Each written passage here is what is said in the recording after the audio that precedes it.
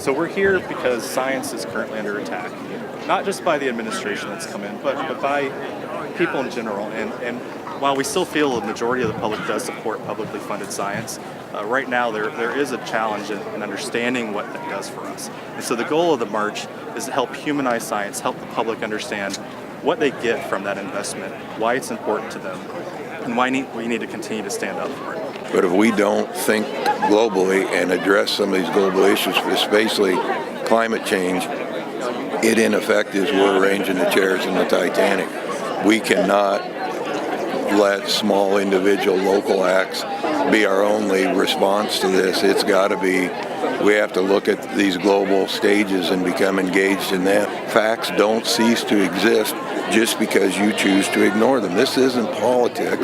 This is simply approaching our understanding of the world, and not only scientifically, like you were saying earlier, Roger. I mean, that's what this is about. We can understand our world and the phenomena in it, but there is also something that I think goes beyond that stretch, and that's what I think brings people here too, is this spiritual nature of their connection to the planet that science helps foster. So I'm a 35 years of science educator, and I think science will get us through this if, again, we can get our leaders to listen to science. And Jared was reading out of the paper on the way down here an article about Dow Chemical and how they're getting the EPA now to overlook some peer review science that said this stuff damages the brains of growing infants.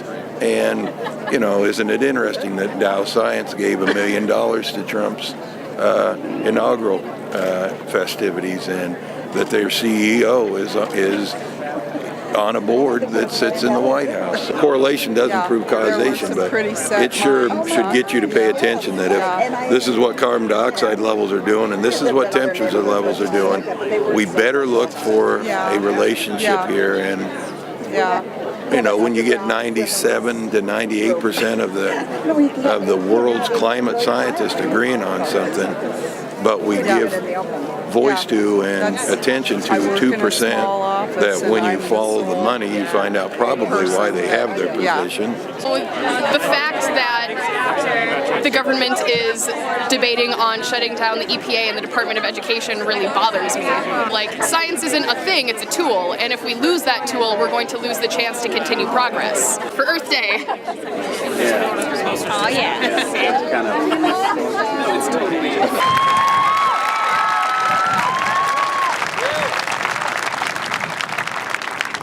And we see a similar story on water quality. Science tells us that water pollution is a defining problem here in Iowa. Science tells us that we are a leading contributor to the dead zone in the Gulf of Mexico. Science tells us that nitrates in our drinking water and the byproducts of toxic algae threaten our drinking water every day. But science also provides solutions. Science tells us what conservation practices work.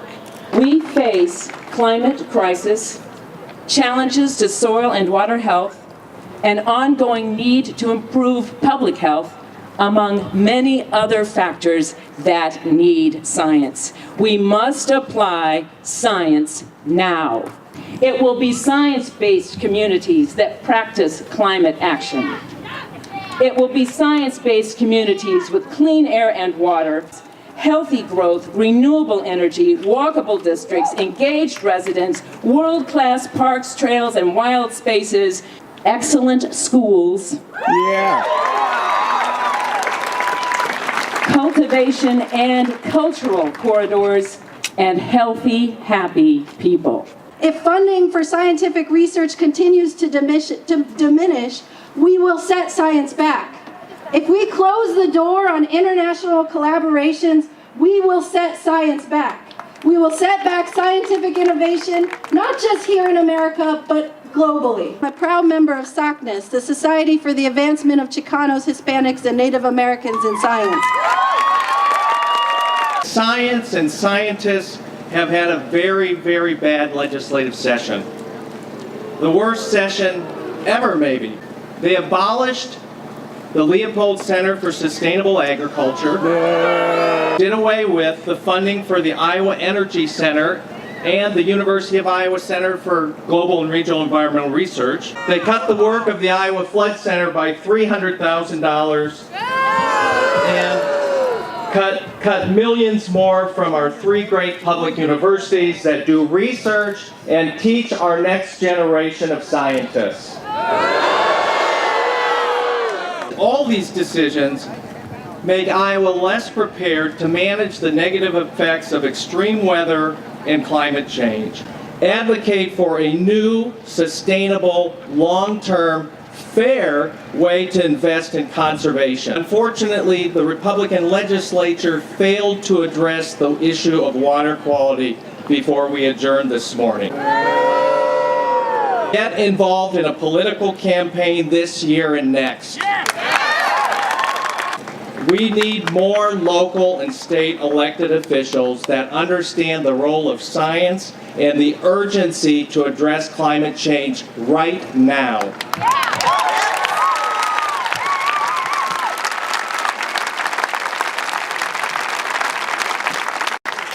Diversity. That is the aspect of science that I value most.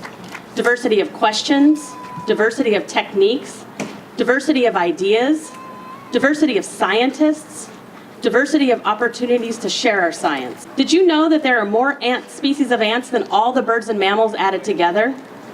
That diversity in species and forms and behaviors provides the opportunity to do what I think is the most powerful aspect of science. Science not only requires us to pursue fact-based evidence, but it also requires creativity, curiosity, and a diversity of ideas. We must actively work to be inclusive in science, to ensure we capture the best ideas and to make the largest advances in our fields. Science allows us to identify and define the problems we tackle, their scope, their severity, and their impact. Science tells us that climate change is a fundamental test of the 21st century. 97% of the climate scientists agree that carbon pollution is a major driver of climate change. Science's job is to question. We have an idea, we have expectations about what will happen, and then we observe. Observations of the natural world. We collect data, and we use rigorous statistics and mathematics to either add evidence to our hypothesis, or if you want to get famous, you look for different reasons, right? Science is not dogmatic, it's dynamic. Set some different expectations and take new observations, and science grows and benefits and builds on every other invention and idea. Representative democracy is supposed to listen to us. We have a social contract with the government. The deal is we agree to follow the rules and pay our taxes, and they take care of the public good. Is when our policymakers ignore scientific evidence, it's irresponsible at best and unethical at worst.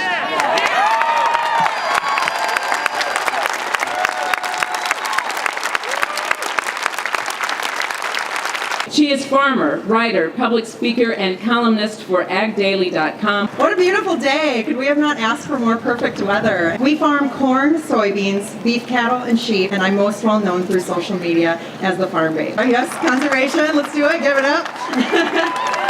Explaining the need for science and technology in global food system progression, the love for the land and the love for our animals. But unfortunately for us as scientists or farmers, oftentimes our voices are easily drowned out by misinformed activists or people with an agenda. There are people, many well-intentioned people, who are trying to stop chemical use in agriculture and trying to stop GMOs. But it's important to understand why we do what we do and understand the dose makes the poison, while chemicals and crop protection products have been used in agriculture for over 4,000 years. But people are not entitled to their own hyperbole and facts.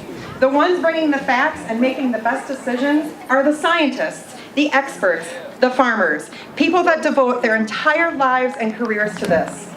When you see meat and dairy products labeled antibiotic-free, note that all meat and dairy products are antibiotic-free. Or steroids Read This the is supposed to be about the print. planet Earth. Federal law strictly prohibits the use of hormones. It's supposed to be about the planet Earth. It's about And we're science. selling them fucking chemicals out here. This Sir. woman's selling them chemicals and a lie. There's a lot of Sir, Don't call anybody. this is about science in general, being against agriculture. This is plain out bullshit. Okay, Stand up and tell our Get her story. off. She's had her Because time. at the end of the Get her day, off. all farmers are We all try to do the best. We're almost She's done. had more time than anybody. Regardless of label or She's size. selling us bullshit. It's important to visit with us to learn about what I'm gonna we do leave. and why we do it. I'm not gonna So be many harmful. people don't even know a real But you need to commercial know farmer. Please help us this spread our is message. plain out bullshit. No two They're selling farms are them the lies same, but they all right deserve our now. respect. Millions of dollars. Whether or Cancer. not they're small She's in selling their community cancer and or death large to humans feed and the millions, planet they Earth. can all do just as good of a job. Earth Day. Because animal welfare, soil health is any farmer's business, their livelihood,